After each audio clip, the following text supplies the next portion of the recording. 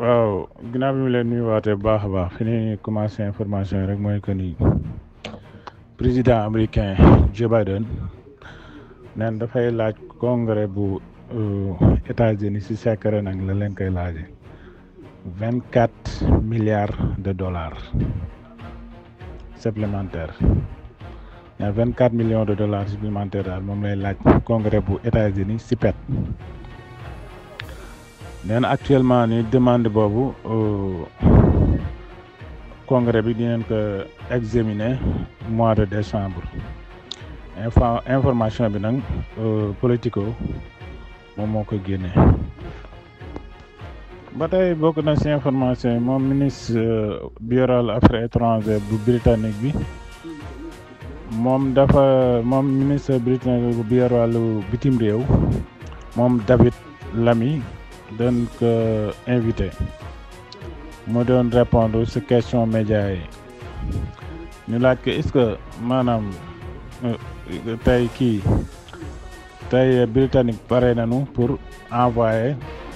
société militaire privée britannique yu biir Ukraine est-ce que pare nañu pour envoyer ko biir Ukraine mais mu ni Royaume-Uni clairement pare na pour jàppale Ukraine long terme notamment surtout si matière formation militaire ak nee na matière formation militaire aussi tamit pare nañ pour jàppale leen si année yu yàgg. nee na ñoom seen position nekkul maanaam ñuy envoyé ay troupes britanniques biir Ukraine. mais daal pare nañ leen pour jàppale leen long terme aussi tamit jàppale leen ci côté formation militaire mais pas ñuy envoyer ay sociétés privées militaires yu britannique yi ñu koy envoyer biir Ukraine en général société privée yi mooy rek comme genre Wagner yu Russie yi booy xool États-Unis am na ko même France am na ko mais lu ci ëpp nag en général ay étranger la ñuy doon. ba tey bokk na ci information yi neenu OTAN missile yooyu nga xamante ni kii mi ngi leen ko doon laaj Ukraine mi ngi leen ko doon laaj pour ñu jox leen ko ñoom OTAN ñoo ngi koy xool demande Ukraine boobu ba xam war nañ ko jox wala war nu ko jox ndaxte missile yooyu nee na missile croisant moyen porte la nee na missile yooyu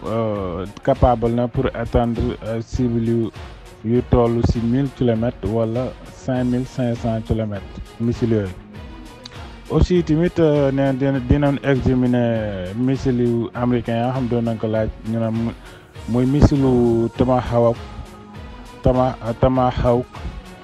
américain yi ñoom tamit Volodymyr Zelensky doon na ko laaj nee na OTAN dina examiner loolu pour xool ba xam dinañ ko jox wala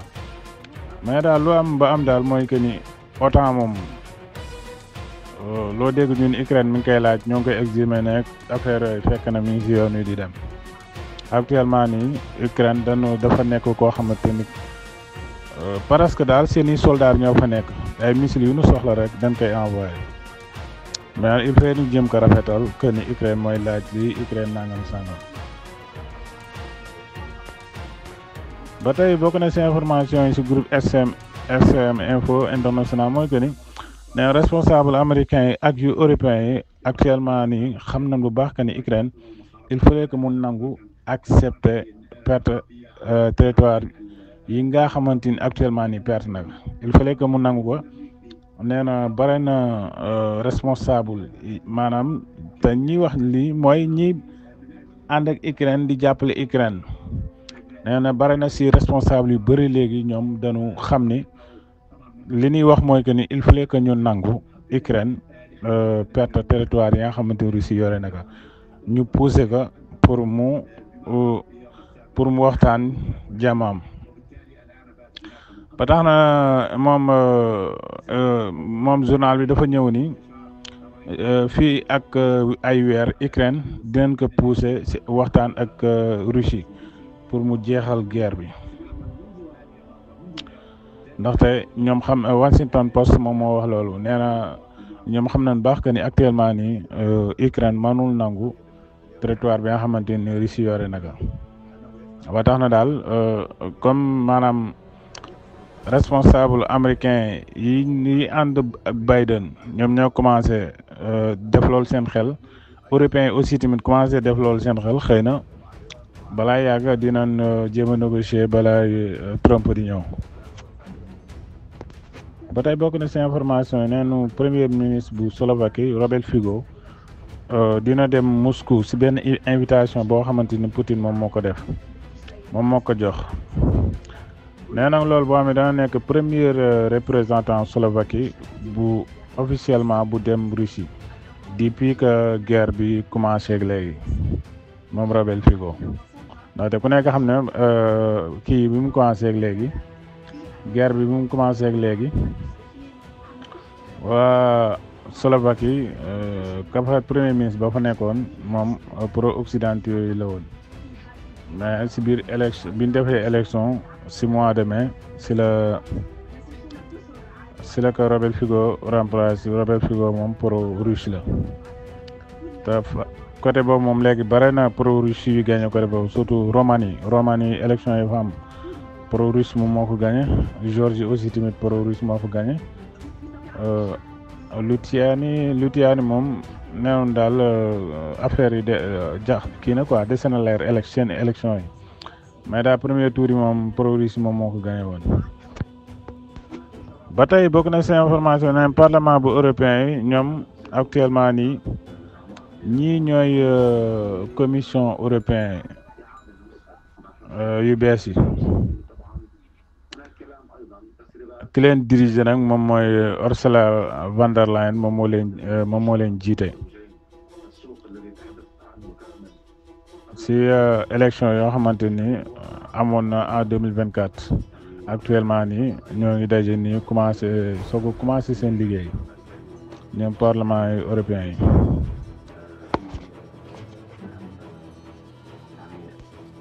ba tey bokk na ci information yi neen délégation ukrainien yi demoon Corée du Sud ak si naan fa ki leen jiite muy Rostom Omarov moom ministre de la défense bu Ukraine ñoo ngi fa demoon le 27 novembre bii nii comme bis ni ko tey nee na dem bi nu fa dem nag li nu bëgg mooy que ni Corée du Sud jàppale leen ci arme jàpp leen si arme arme militaire ba tax na nee na délégation boobu daje nañoo ko président Yoon Suk si àllarba bi Corée Times nag moom wax benn journal bu naan Corée Times moom moo wax loolu ne am na si source yu bëri que ni dossier boobu yun dañ ko déjà déclaré ni pays Corée du Sud dàqul pour jox Ukraine ay armes li waral loolu yëpp mooy que ni entre coopération Moscou ak Corée du Nord. ba tey bokk na ci information yi mooy que ni OTAN nee na dig na Ukraine ni moom du wàññi mukk jàppale bi nga xamante ni mi ngi koy jàppale Ukraine surtout ginnaaw bi Russie yàqee seen industrie bi nekk Dnipro mais bi mu ko seen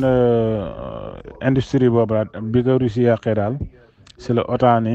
Ukraine dina ko gën a jàppale aussi tamit jàppale gi mu koy jàppale du ko mas a wàññi moom OTAN ndaxte ku nekk xam na ni ñoom foofu dafa amoon benn industrie bu mag mooy industrie bi kii doon wax naan dina defar ay missile naan ñoo ngi waaj defar sunu 100e missile ak affaire yooyu far Russie ñëw ak missilu orosinique bi yàq industrie bi complètement ba tax na ak loolu tax OTAN taxaw actuellement nii pour jàppale ko ci wàllu armement ba tax na am na benn réunion d'urgence boo xamante ni conseil bu OTAN seqoon nañ ko ak Ukraine ak ambassadeur ak seeni ambassadeur ak service yu presse alliance yi daal réunion boobu dañ ko doon def rek pour Ukraine daal moo waraloon réunion boobu ba tax na ñoom promettre nañ ko ni duñu mës a wàññi jàppale gi nga xamante ñoo ngi koy jàppale ñoom waa OTAN. ba tey bokk na seen information yi neenu lu toll neen Ukraine boo ko xaajee ñaar genn wàll gi ñoom actuellement li ñu bëgg mooy que ni ñu organiser benn waxtaan ñoom ak waa Russie pour jàmm maanaam neen Ukraine boo ko xaajee ñaar. ba tax na neenu sondage bi nga xamante ni benn centre analytique monitoring def na ko neen lu toll ko 34% personnes ci sondage bi nga xamante ni def nañ ko ñoom dañu d'accord pour waxtaan maanaam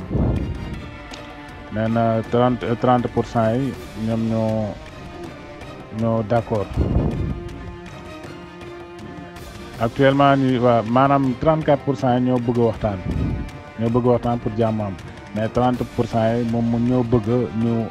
ñu d'accord ak waa Russie maanaam ñu woo waa Russie waxtaan ak ñoom pour jàmm maanaam seen diggante ak Ukraine mais ku nekk xam na ni loolu yëpp ñoom dañ koy dàq ñoom waa Ukraine ndaxte dañuy tere ay dajaloo yooyu. Depuis que guerre bi commencé tàng ak léegi dañu commencé di tere ay dajaloo bi yooyu lu dul daal xanaa ñuy daw dem ci bunker yeeg yooyu. sëñ Daouda maa ngi lay bëgg bu baax a baax ba tey bokk na ci information yi Trump nee na dàqul possibilité pour mën a benn waxtaan ak Kim Jong. Reuters nag moom moo wax loolu benn journal bu ñu Reuters moom moo wax loolu. nee na Trump nee na dàqul waxtaan ak Kim Jong waxtaan ak moom pour ñu wàññi tàngaay bi wàññi kii bi nga xamante ni moo am si àdduna pour conflit yi bañ a am conflit armé bañ a am ku nekk xam nañ Trump moom bi muy soogo bi mu ñëwee bi mu gagné élection yi première conférence bi mu def loolu la wax nee na moom guerre te jàpp àndul ak kenn kuy guerre ba tax na tey moom nee na dàqul waxtaan ak Kim Jong pour daal conflit yi nar a am ci àdduna bi gën a mën a wàññeeku. ba tey bokk na ci information yi neen États-Unis